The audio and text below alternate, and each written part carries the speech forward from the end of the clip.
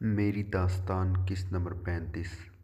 मामा, आप खुद अब खाओ, हनी ने फिर से कहा। तो जनत ने जवार की प्लेट से खाना शुरू किया और बारी बारी बच्चों के प्लेट पे नज़र डाली कि कहीं किसी को ज़रूरत ना हो।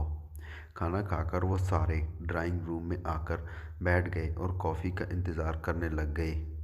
बच्चे भी साथ बैठे थे। कबीर, मेरे पास आओ। जनत ने बहुत प्यार से कबीर को अपने पास बुलाया। आज से आपका ये घर है, आप यहाँ रहोगे। जनत ने कबीर की तोड़ी को चूमते हुए कहा। ओके। कबीर ने और कोई लफ्ज़ न कहा और ना ही हानि का पूछा। हानि जन्नत के साथ हानि जन्नत के साथ जुड़कर बैठी थी। शायद वो जन्नत के साथ अटैच हो चुकी थी। अब हमें इजाज़त दें, हमने घर जाना है। जवान ने जस्टिस साहब से इजाज़त मांगी। बेटा, थोड़ी देर और रुक जाते, जस्टिस साहब ने बेइरादा कहा। अंकल, मामा और पापा ने वापस जाना है, उन्हें ड्रॉप करना है, वरना ज़रूर रुकते। जवान ने सफाई दी। ओके, जाओ। जन्नत ने हानि और कबीर की तरफ देखा। उसका दिल कबीर को भी यहाँ छोड़ने का नहीं था। हल्की हल्की जन्नत की आंखें नम हो रही थी। इसने अपने आंसू पोंछे। हानि ने जब अपने साथ कबीर न देखा तो पीछे मुड़कर कबीर की तरफ देखा। भैया आ जाओ, हानि ने कबीर को बुलाया। जन्नत रुक गई लेकिन कुछ नहीं कह जन्नत रुक गई लेकिन कुछ नहीं कहा। मैं दादा साथ रहूँगा, तुम जाओ, मामा का ख्याल रखना, कबीर ने हानि के बाल संवारते हुए कहा। और जन्नत ने कबीर की तरफ देखा। उसे यकीन नहीं आया कि कबीर ने उसे मामा बोला। कबीर, रिपीट योर वर्ड, जन्नत ने बेइरादा कहा। मामा, कबीर ने जन्नत की तरफ देख कर कहा। मैं हानि की हिफाजत नहीं कर सकता, लेकिन आप मेरी हानि का ख्याल रखना। और हानि, हम रोज़ाना मिलेंगे, मामा और भैया को तंग ना करना, कबीर ने बड़ों वाले अंदाज में हानि को समझाया और ख़ुद अंदर की तरफ बढ़ गया। और जन्नत बाहरी दिल से कार में बैठी और हानि रोने लग गई। जन्नत में हानि को चुप करवाने का हौसला तक न था। जन्नत फ्रंट सीट पे जवार के साथ बैठी थी, लेकिन हानि और उमर पीछे थे। उमर ने हानि के गालों को छुआ। हानि, चुप कर जाओ, मैं तुम्हें चॉकलेट लेके दूंगा। तो हानि रोना भूलकर उमर को देखने लग गई। कब ले दोगे? हानि ने फौरन से आंसू पोंछे। घर पहुंचकर तो वो खामोश हो गई। और घर पहुंचकर हानि को उमर ने चॉकलेट दी। और फिर वो लोग हैदर साहब और आलिया बेगम को ड्रॉप करने गए और लेट नाइट तके हारे घर पहुंचे। उमर और हानि तो आते ही सो गए और जवार कॉफ़ी बनाने लग गया। जन्नत ने बच्चों के रूम को बंद किया और ख़ुद बाहर लॉन में आ गई। जवार दोनों कप लेकर बाहर आ गया। जन्नत, कबीर और हानि को अलहदा नहीं करना चाहिए था।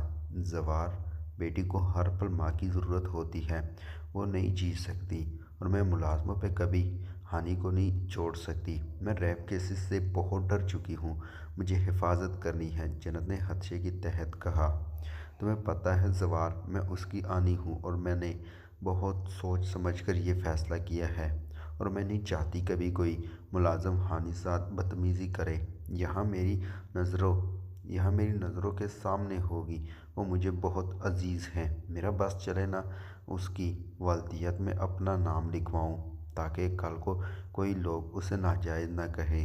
कल को मेरी बेटी ये दुख ना सहे जो दुख मैंने बर्दाश्त किए हैं, वो हानि को ना हो। जन्नत ने आंसू पोंछे। जवान ने जन्नत का सर अपने कंधे से लगाया। जन्नत, तुम रोते हुए बिल्कुल अच्छी नहीं लगती, जवान ने मुंह बनाकर कहा। मैं तुम्हें कब अच्छी लगती हूँ? जन्नत ने अचानक पूछा। तब जब तुम लड़ रही होती हो, तुम मुझे तब बहुत अच्छी लगती हो जब तुम ड्यूटी पे होती हो, क्योंकि तब तुम एक बहादुर औरत होती हो। और आगे पीछे अच्छी नहीं लगती क्या? बीवी हो यार, अच्छी ना भी लगो तब भी अच्छा कहना पड़ता है, क्योंकि रात को सोना भी होता है, जवान ने हंस कर कहा। तुम बुरा भी कहो तब भी मैं तुम्हें नहीं झटकूंगी, जन्नत ने मुंह बनाकर कहा। तुम बहुत अच्छी हो जन्नत, जवान ने एकदम कहा। जवार, ये मत कहना कि मैं पलवशा जितनी हसीन नहीं हूँ, जन्नत ने हंसते हुए कहा, और उस हंसी में भी दर्द था। तुम उससे ज़्यादा हसीन हो और मुझ पे तुम्हारा जादू चल गया है। मुझे नहीं पता, लेकिन मुझे तुम्हारे साथ सुकून मिलता है। मैंने ज़िंदगी के बहुत साल ज़ाया किए हैं, लेकिन अब नहीं। अब चाहे तुम मुझसे दूर भी जाना चाहो, नहीं जाने दूंगा, जवान ने जन्नत का माथा चूमते हुए कहा। अगली सुबह जन्नत ने उठकर हानि को तैयार किया। उमर और हानि को नाश्ता करवाया। जवार, आज तुम इंस्टीट्यूट लेट जाना। पहले उमर के स्कूल जाना है, वहाँ बच्चों का एडमिशन करवाएंगे, और फिर मैं कोर्ट चली जाऊँगी और तुम इंस्टीट्यूट। ओके बेगम, जवार ने सर को खम करते हुए कहा। हानि का मूड बहुत ऑफ था। शायद वो स्कूल जाने से डर रही थी, लेकिन उमर बहुत चहक रहा था। जवार ने कार जस्टिस साहब के घर के सामने रोकी तो जन्नत जल्दी से अंदर कबीर को लेने चली गई, और कबीर को जन्नत के साथ आते देख के हानि खुश हो गई। कबीर पीछे हानि के साथ बैठ गया।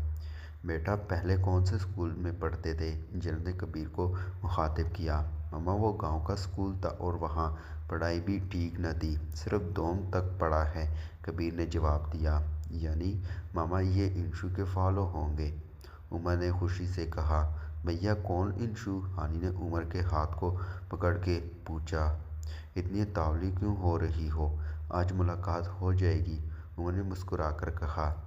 इंशु के नाम पे उसके चेहरे पे बहुत खूबसूरत मुस्कुराहट आ जाती थी, जो सब महसूस करते थे, लेकिन हानि और कबीर के आने के बाद वो बहुत खुश रहने लग गया था।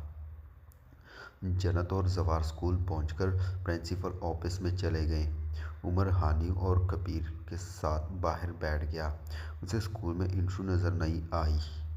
थोड़ी देर बाद जन्नत ने हानि और कबीर को बुक्स और बैग लेकर क्लास में पहुंचाया। क्लास में आखिर में जन्नत और जवार की नज़र इंशु पे पड़ी, और वह भी हैरानगी से उन्हें देख रही थी। टीचर जन्नत को देखकर हैरान हो गई और बेहद खुश दिली से मिली। कैसे हो बच्चों? जन्नत ने सबसे एक साथ पूछा, तो सबने ठीक का जवाब दिया और इंशु ने टेबल पे सर रख दिया। हानि और कबीर साथ बैठ गए।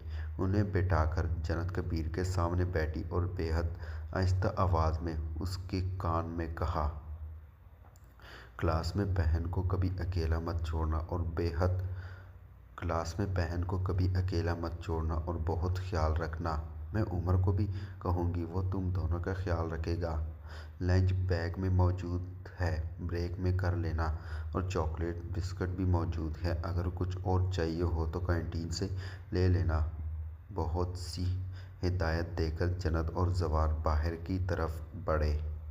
ब्रेक के वक्त उमर इंशु लोगों के क्लास में आ गया और उसने इंशु को इग्नोर किया और सीधा हानि के पास आया। हानि और कबीर ने लंच निकाला हुआ था, तो उमर भी साथ बैठ गया। उसने इंशु की तरफ देखा, लेकिन इंशु उनकी तरफ मुतवज्जा ना थी। फिर लंच के बाद उमर ने हानि को चॉकलेट दी, और तब इंशु की नज़र चॉकलेट पे पड़ी। उमर के जाने के बाद इंशु हानि की तरफ बढ़ी। चॉकलेट दो, इंशु ने बदमाशी से कहा। कबीर भी हैरानगी से देख रहा था। हानि ने जल्दी से चॉकलेट इंशु की तरफ बढ़ाई तो इंशु ने उठा ली। अबे लड़की, मेरी बहन की चॉकलेट वापस करो, कबीर ने एकदम गुस्से से कहा। वो तुम्हारी बहन की नहीं है, मेरे फ्रेंड के पैसों की है, और उस पे मेरा हक है, इंशु ने बिना डरे कहा। मैं तुम्हारा मुंह तोड़ दूंगा, कबीर ने गुस्से से कहा। हाँ हाँ हाँ हाँ, मैं कोई मजाक हूँ जो मेरा मुंह तोड़ दोगे? सिकंदर शाह की बेटी हूँ, किसी ने हाथ लगाया तो मेरा बाबा मुंह तोड़ देगा, इंशु ने फ़ख्र से कहा। भैया, मामा कहती है बड़ी बड़ी लड़कियों के मुंह नहीं लगते, हानि ने मुंह बना के कहा।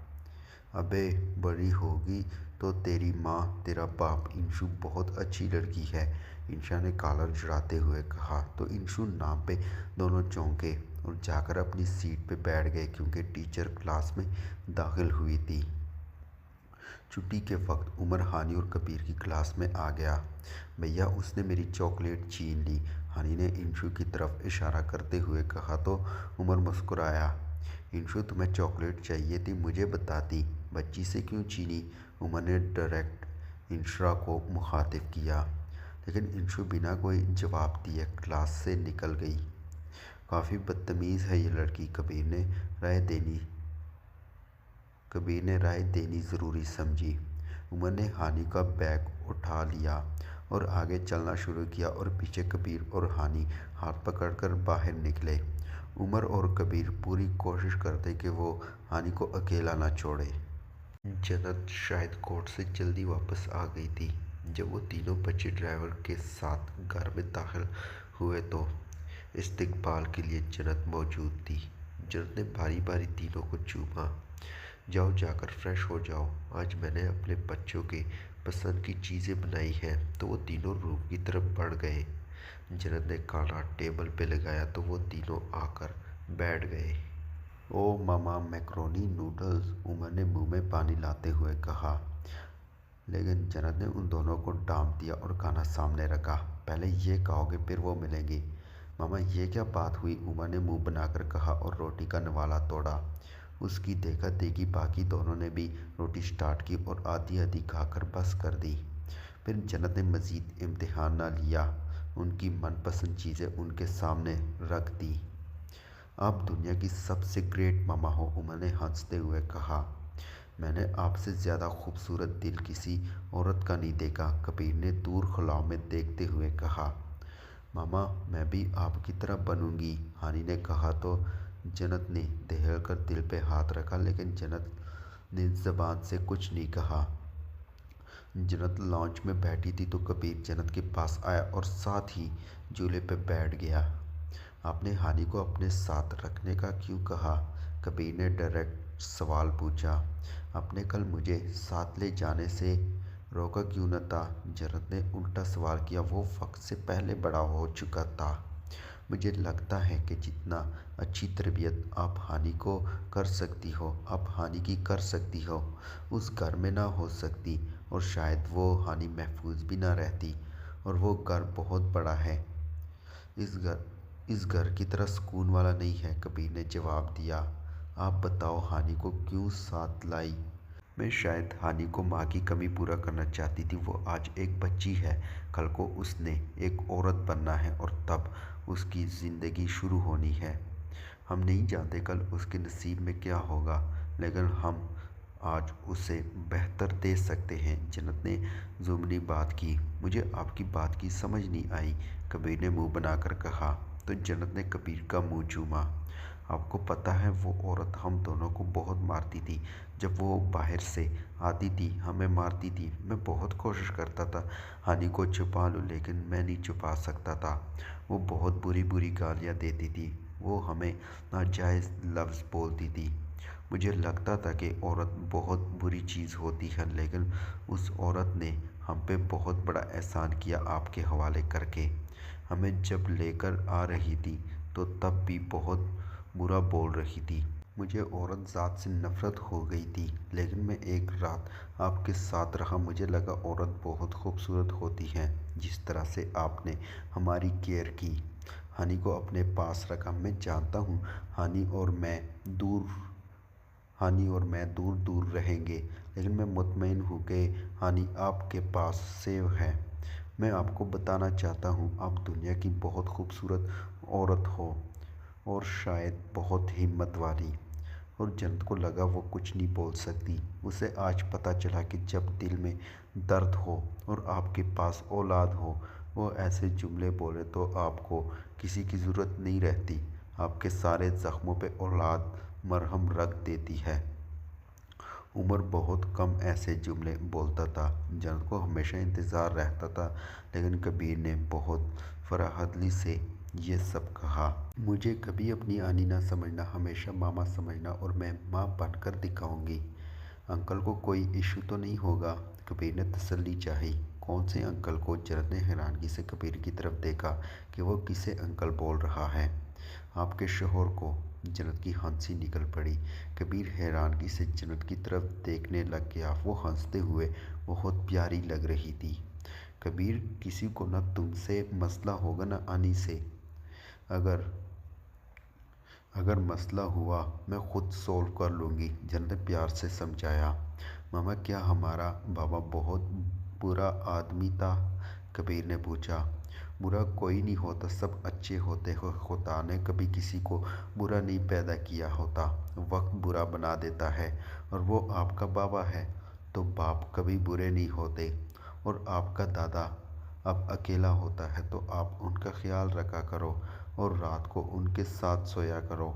वो अपने बेटे को याद करते हैं।